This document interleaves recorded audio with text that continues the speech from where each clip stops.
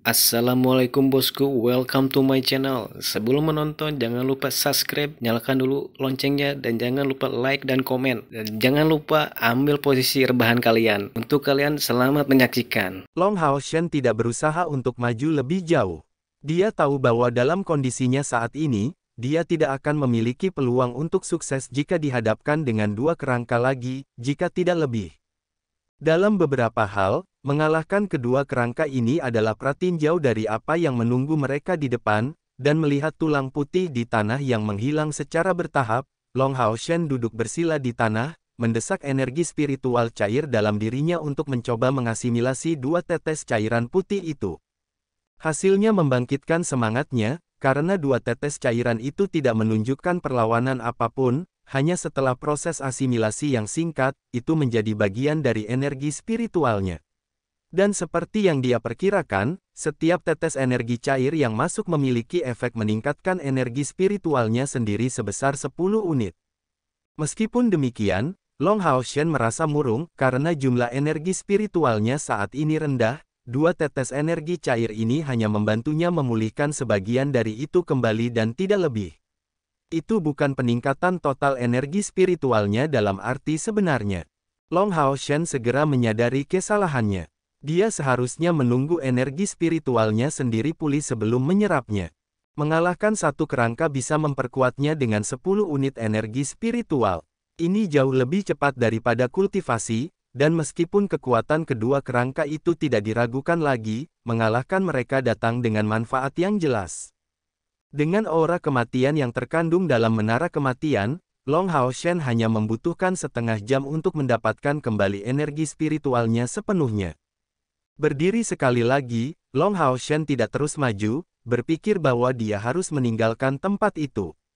Pengalaman di menara kematian ini memberinya kejutan besar, dan dia juga cukup ingin tahu tentang bencana tidur ini, Elux.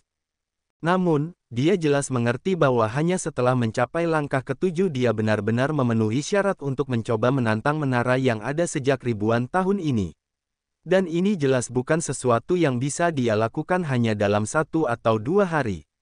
Dengan batasan yang ditinggalkan oleh sihir pengendali arwah, dia tidak akan bisa mencapai puncak menara ini sebelum mencapai langkah ke-9. Bersama keduanya ketakutan asli kerangka Long Hao Shen terhadap menara itu sudah menghilang. Saya tidak ingin warisan Elux diwariskan kepada saya, tetapi tidak ada salahnya untuk mendapatkan pengalaman di sini. Tanpa ragu, lebih banyak misteri dan item baru menunggu saya untuk menemukannya di menara kematian ini. Adapun apakah dia akan berbagi tempat ini dengan rekan satu timnya, ini adalah sesuatu yang akan dia pikirkan setelah kembali. Dia setidaknya perlu mendiskusikannya dengan Keir. Bagaimanapun, kata pengendali arwah, sudah cukup untuk memberikan kejutan ekstrim bagi manusia manapun. Berpikir tentang itu, Long Hao Shen tiba-tiba menyadari, bahwa sudah waktunya baginya untuk kembali. 5 jam sudah berlalu sejak dia masuk ke dalam gua ini, dan Hao Iwe bahkan mengikutinya ke sana. Berpikir sampai saat ini, Long Hao Shen memanggil Hao Iwe, dan menuju keluar menara, siap untuk pergi. Tepat pada saat ini, Hao Iwe tiba-tiba mengeluarkan buho, berdiri di jalan Long Hao Shen. Long Hao Shen dengan tidak meyakinkan berkomentar, ada apa denganmu? Kepala cahaya kecil menghadap Long Hao Shen, memuntahkan manik-manik emas. Long Hao Shen tanpa sadar menangkapnya, dan dalam sekejap manik emas ini jatuh ke tangannya, itu berubah menjadi warna emas, langsung masuk ke ruang di antara alis Long Hao Shen. Sebuah fragmen pendek dari ingatan muncul di benak Long Hao Shen. Serangan Asura, memadatkan energi spiritual dan memotong langit dan bumi. Ini secara mengejutkan adalah kenangan sebuah keterampilan, dan satu pada langkah ke-6. Dan itulah yang digunakan kerangka untuk melawan Long Hao Shen, serangan yang memiliki kekuatan menyerang yang fatal ini. Belajar dari bola cahaya keemasan itu sederhana. Dia hanya perlu menuangkan energi spiritual ke dalamnya untuk mencapai itu. Tentu saja, itu akan membutuhkan pelatihan berkelanjutan untuk memahaminya secara menyeluruh. Metode untuk memanfaatkannya ditunjukkan dari kilau yang masuk ke dalam pikiran Long Hao Shen, yang jelas merupakan bagian dari ingatan yang diberikan menara kematian kepadanya. Tanpa ragu-ragu, Long Hao Shen segera mempelajari serangan Asura. Saat ini, dia kurang dalam kemampuan serangan. Kekuatan tangguh serangan Asura ini adalah sesuatu yang dia lihat dengan matanya sendiri. Jika bukan karena vitalitas yang dibagikan dengan teman-temannya, pukulan itu akan berakibat fatal baginya. Bola cahaya emas berangsur-angsur menghilang setelah energi spiritual dituangkan ke dalam, dan pengetahuan untuk menggunakan serangan Asura disegel di benak Long Hao Shen. Dia hanya mencobanya dan mengetahui bahwa meskipun itu menunjukkan tiraninya, konsumsi untuk meluncurkan serangan Asura ini juga merupakan 1000 unit energi spiritual yang mencengangkan. Tampaknya konsumsinya tidak sebesar mantra seperti teknik hujan cahaya, tetapi orang tidak boleh lupa bahwa teknik hujan cahaya adalah kemampuan tambahan yang dibawa oleh senjata, dan dengan demikian, ia menarik kekuatannya dari stimulasi senjata dari energi spiritual, dan lebih jauh lagi, itu bukan hanya kekuatannya tetapi juga jangkauannya yang hebat. Adapun skill serangan Asura, jangkauan serangannya terbatas pada jangkauan energi spiritual dan tidak lebih. Tentu saja, serangan Asura juga memiliki poin bagusnya, mampu mengabaikan kemampuan menghindar yang digunakan oleh musuh dalam jarak 5 meter. Poin sederhana ini cukup untuk menebus kekurangan dari konsumsi energi spiritualnya yang sangat besar.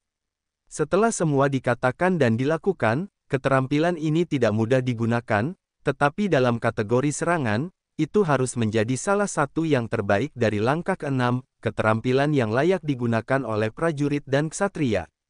Jika amplifikasi yang dibawa oleh desir cahaya ditambahkan, level apa yang bisa dicapai oleh kekuatan tangguh serangan ini? Ketika membandingkan keuntungannya, dia mengira bahwa serangan Asura memang dapat meningkatkan kekuatannya, tetapi hadiah yang paling penting adalah informasi yang dia dapatkan dari Menara Kematian. Energi spiritual sama pentingnya dengan kemampuan, tetapi dari kelihatannya, kemampuan yang dapat dipelajari di sini tidak terbatas pada sihir pengendali arwah suci. Dan informasi ini tidak diragukan lagi lebih berharga daripada harta karun manapun. Jika dia bisa tinggal di sini untuk berlatih, kekuatannya akan meningkat beberapa kali lipat lebih cepat daripada di tempat lain. Menempatkan kekuatan dalam mengambil napas dalam-dalam, Long Hao Shen melakukan yang terbaik untuk menenangkan impulsnya. Sepertinya dia perlu memikirkan cara untuk memberitahu rekan-rekannya untuk menemaninya ke sini. Jika itu bukan orang lain, pikiran pertamanya mungkin adalah memonopoli tempat ini, tetapi Long Hao Shen tidak berpikir demikian. Meskipun datang sendiri akan memungkinkan dia untuk menjaga rahasia dan membiarkan dirinya memperbaiki kekuatannya lebih cepat, mengingat seberapa kuat kekuatan iblis itu, bagaimana dia bisa menghadapi 72 dewa iblis dengan hanya mengandalkan dirinya sendiri. Itu tidak diragukan lagi tidak lebih dari mimpi bodoh. Putra Cahaya tidak hanya baik dan jujur tetapi memiliki lebih banyak kualitas dasar. Dari awal hingga akhir, Long Hao Shen tidak berpikir untuk datang ke sini sendirian. Hao Yue, ayo pergi. Long Hao Shen berkata dengan suara rendah, melompat ke punggung Hao Yue. 3 kepala Hao Yue mengeluarkan raungan bernada rendah secara bersamaan, menuju keluar dari Menara Kematian melalui gerbangnya. Dan pada saat mereka meninggalkan Menara Kematian, Long Hao Shen merasa seolah-olah liontin melodi abadi di dadanya telah menjadi sepotong bara api yang terbakar, karena dia tidak bisa menahan diri untuk tidak mengerang dari perasaan terbakar yang keras yang dia miliki darinya. Segera, suara mendesis yang menusuk telinga meledak darinya. Cahaya emas yang kuat meledak dari tubuh Long Hao Shen, menyelimuti Hao Yue dan dirinya sendiri di dalam. Suara mendesis masih bisa terdengar, tetapi tidak menyebabkan mereka menderita luka apapun. Memalingkan kepalanya ke sisi yang berlawanan, dia melihat bahwa sosok roh jiwa yang tak terhitung jumlahnya berkerumun keluar dari arah Menara Kematian setidaknya 10 kali lipat lebih cepat dari sebelumnya. Dalam beberapa kedipan mata, sosok-sosok roh jiwa jahat itu sudah sepenuhnya melekat pada Menara Kematian. Detik berikutnya, Long Hao Shen melihat pemandangan yang hampir tidak akan dia lupakan sepanjang hidupnya. Tepat di puncak gua berbentuk kerucut, sebuah lubang hitam besar perlahan terbuka, dengan keras mengguncang seluruh gua seolah-olah menenggelamkannya secara keseluruhan. Segera, Menara Kematian secara tak terduga menjadi ilusi dari liku-liku sinar cahaya yang cemerlang, menghasilkan suara sebelum menghilang sepenuhnya dari gua. Lubang hitam kemudian menutup, dan dari bentuk aslinya yang lebar, tiba-tiba menghilang dari gua. Kemudian, suara mendesis berakhir secara spontan. Perasaan terbakar menghilang dari dadanya, Long Hao Shen merasakan perasaan koneksi yang tak terlukiskan darinya. Tampaknya tidak lebih dari satu pikiran, dia bisa terhubung dengan jembatan ini. Hao Yue menanggung beban Long Hao Shen, dan Hao Yue melemparkan teknik mengapung padanya, meringankannya dan memanjat dinding di bawah bimbingan Long Hao Shen.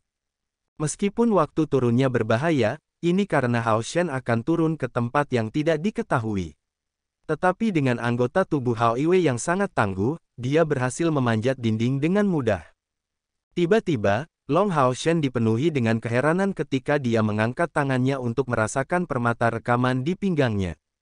Ekspresinya tiba-tiba tampak tidak sedap dipandang, karena alasan sederhana bahwa dengan keterkejutan yang dia miliki karena menemukan penemuan menara kematian, dia benar-benar lupa untuk menutupnya. Jika semua yang ada di dalam menara kematian dicatat, apa yang akan dia katakan kepada anggota pasukan pemburu iblis kelas prajurit keempat? Dan bagaimana dia akan melaporkan kembali untuk misi ini? Bukan karena dia takut rahasia menara kematian terungkap kepada aliansi kuil, tetapi poin pentingnya adalah bahwa liontin melodi abadi, kunci menara ini, telah menjadi bagian lengkap dari tubuhnya. Ini tidak diragukan lagi akan menempatkannya dalam masalah besar.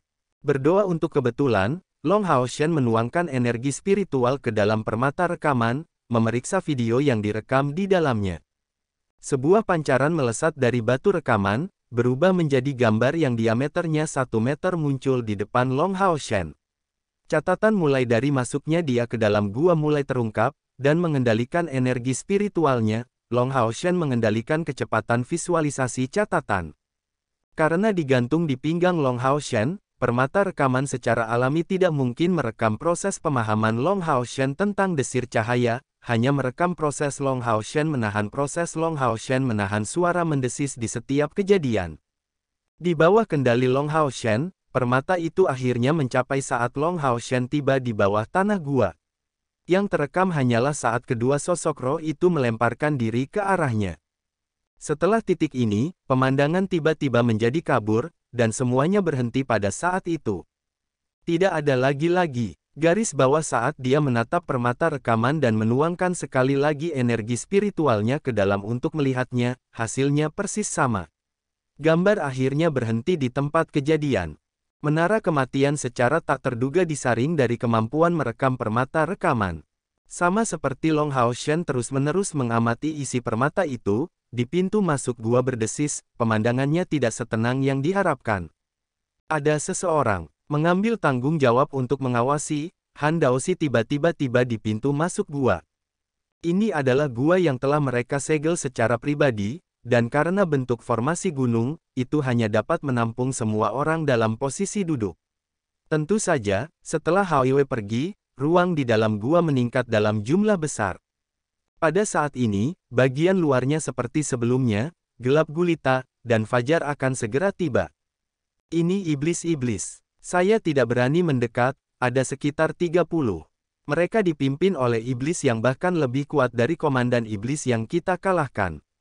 Mereka baru saja keluar dari sisi gunung ini, dan sepertinya mereka menemukan kehadiran kita. Han Daoxi memiliki kemampuan tertentu, yang memungkinkannya untuk meningkatkan penglihatannya di malam hari, begitulah cara dia melihat semua gerakan dari sisi gunung rekannya. Bersiaplah untuk pertempuran. Luxi, saya tidak suka memimpin pertempuran kelompok, jadi saya meninggalkan pertempuran untukmu perintahkan. Tidak peduli apa, prioritas utama kami adalah bertahan sampai Hao Shen kembali. Keyer menyatakan dengan suara rendah. Tak satu pun dari mereka mengharapkan iblis itu keluar begitu cepat, tetapi tidak peduli bagaimana iblis mendapatkan informasi tentang kehadiran mereka, mereka harus bertemu langsung dengan musuh, setidaknya sampai saat kembalinya Long Hao Shen. Jenis iblis yang bahkan lebih kuat dari seorang komandan iblis jelas tidak akan mudah ditangani. Mata indah Keyer bersinar cemerlang di malam yang gelap, berkilau kuat saat dipenuhi dengan tekad. Melihat bahwa Long Hao Shen tidak akan kembali setelah sekian lama, dia tampak seperti dia tetap berkepala dingin dan tenang, tetapi di dalam dia lebih cemas daripada orang lain. Kebetulan mereka memiliki belenggu penghubung jiwa yang memungkinkannya untuk memastikan bahwa Long Hao Shen tidak terkena bahaya, jika tidak, dia akan pergi mencarinya sejak lama. Luxi tahu bahwa sekarang bukan waktunya untuk bersikap rendah hati, dan mengangguk sebagai jawaban, tanpa kehadiran Long Hao Shen, kita kekurangan ksatria penjaga inti. Pada saat pertempuran, kita harus dengan tegas mempertahankan posisi kita di dalam gua.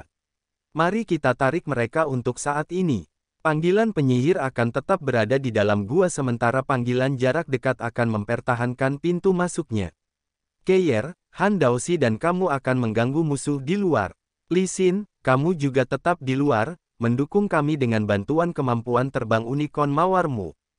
Luxi tidak kekurangan kemampuan sebagai seorang komandan. Mungkin dia tidak bisa dibandingkan dengan kemampuan Long Hao Shen dalam pandangan ke depan dan analisis situasi umum, tetapi dia masih bisa dianggap cukup berbakat untuk memimpin kelompok di saat pertempuran. Han Yu, Dian Yan, Wang Yuan dan Sima Xian keluar dari gua. Han Yu tahu tanggung jawabnya sebelum diberitahu oleh siapapun, dan dengan cepat mengenakan pakaiannya, dan Keir dan Han Daoxi secara bertahap menghilang ke dalam kegelapan. Li Xin adalah seorang ksatria pembalasan, dan mempertahankan posisi seseorang bukanlah keahliannya, tetapi dia bertindak sesuai dengan instruksi Luxi, menampilkan keunggulan unicorn mawar. Namun, untuk menghindari mengekspos dirinya sendiri, dia memilih untuk naik ke atas gua, membuat persiapan untuk memanggil unicorn mawarnya kapan saja. Lagi pula, iblis tidak tahu berapa banyak musuh yang ada di dalam gua. Han Daoxi terus memegang belati hitam pekat di masing-masing tangannya, membuat pilihan lokasi yang sangat indah untuk menyembunyikan dirinya, tepat di belakang batu di sisi atas gua. Tetapi tepat pada saat ini, dia menemukan bahwa Keir menghilang. Segera, dia berpikir dalam hati, sungguh perbedaan kekuatan. Dia tidak pernah menganggap Keir seperti tujuannya, karena Keir yang sebelumnya buta sudah begitu kuat. Itu tidak berarti apa-apa tentang dia saat ini yang mendapatkan kembali penglihatannya.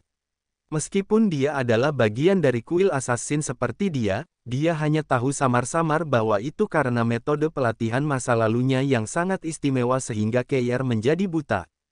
Menyatu dengan kegelapan, Keir tidak berhenti di sekitar gua tetapi diam-diam berjalan ke arah gunung.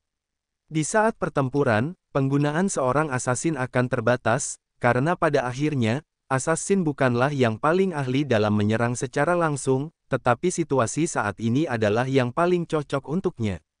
Pergi sendiri, dia tidak perlu khawatir tentang keselamatan rekan satu timnya, dan mampu menunjukkan kekuatan bertarungnya sepenuhnya.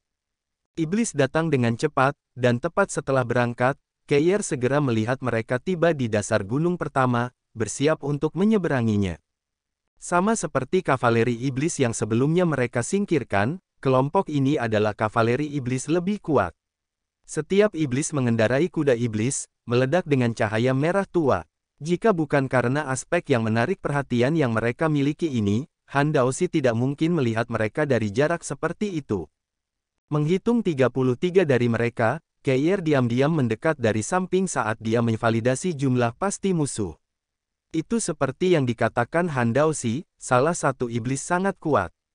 Dia bahkan lebih kuat daripada komandan iblis terakhir, dan yang lebih penting, memiliki sayap kelelawar miring di punggungnya. Kuda iblis yang ditungganginya mengeluarkan tapak api saat menginjak tanah, sesekali meniru kilau merah, seperti merah arang merah karena panas. Ini setidaknya adalah binatang ajaib dari langkah ke-6, dan karena itu adalah tunggangan komandan iblis ini, komandan mungkin akan berada di langkah ke-7. Dan mungkin